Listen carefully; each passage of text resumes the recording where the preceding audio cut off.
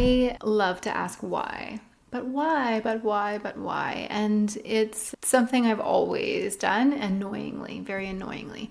But this has helped me as a hypnotherapist because we often don't ask ourselves, but why, right? I feel this way, but why do you feel this way? I believe this, but why do you believe this, right?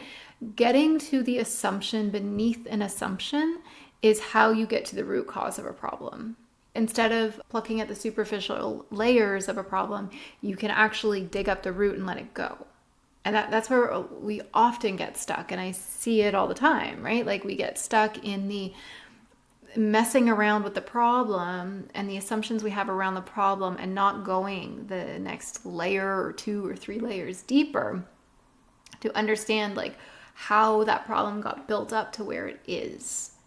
So some people have issues with like anxiety, and they're just chronically anxious about making mistakes or not doing a good job, and to them it's this day-to-day struggle of anxiety of I can't just get my brain to do what I want it to do. I'll get my body to relax, like, and they're just working with that superficial layer of trying to talk to themselves, trying to say, shh, mind, stop doing that, or calm down, body, stop doing that. And they're not getting to the deeper root that there is a belief that maybe something around, fear of rejection or fear of abandonment or feeling not good enough on this deep level that stems from childhood experiences or, trauma from the past. And they're just up here saying, I just need to change how my brain thinks, not recognizing that your brain's thinking the way it's thinking because you have beliefs that make that the automatic response, that make that the safe and natural way to respond to whatever the issue may be. Just, a work task coming up. Anxiety comes right up. Why? Because you have a belief that you're not good enough. You can't get it right. And if you get it wrong, you're going to get in trouble, and you have this fear of rejection. And so your subconscious mind is saying, this is terrifying. Now we're going to embody that terrifying. We're going to try to get your mind to solve a problem that it can't really solve and just swirl around because that's the best we can do. The program was probably created way back when you were younger, and that was the best you could do.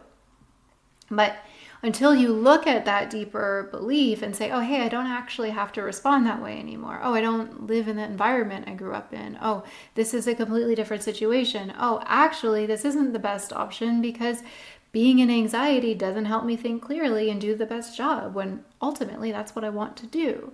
So you can reason with your beliefs once you understand what they are. But trying to just fix what you see as the symptom isn't going to get to the root problem. And we see this with things like where people quit smoking and then they start eating a lot, right? Like something like that. It's the same root is still there, and it's going to find a different way of expressing if you don't get the root, right? You've just messed around a little bit with the symptom, which is good. You solved somewhat of a problem, but you still are having other issues that are now popping up from that same root. So that's why root cause therapy is super helpful and effective and beneficial and transformative, because it stops the problem completely. You don't need to express that anymore because the root's gone. There's nothing that needs to grow out of that belief anymore. The belief is gone.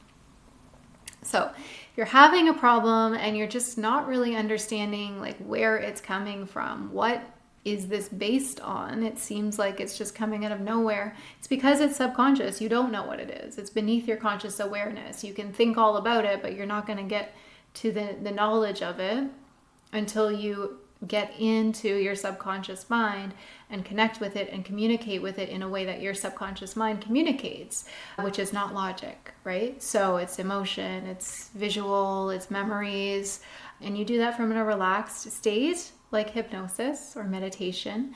And when you work with a hypnotherapist like me, you have someone guiding you in that space so you can stay relaxed in that connection with your subconscious mind and communicate with it and understand what's going on and give it new instructions and let things go and really like do that deep work as someone helps you and guides you so that you're not consciously trying to like figure out, what do I do next? How do I do this? You can stay in that state and do all that work as, you know, I or a hypnotherapist or someone like me would be guiding you and supporting you through that journey. So if you're curious to learn more about that, just book a free consultation, a chat one-on-one with me. Otherwise, I am wishing you all the very best. Take care.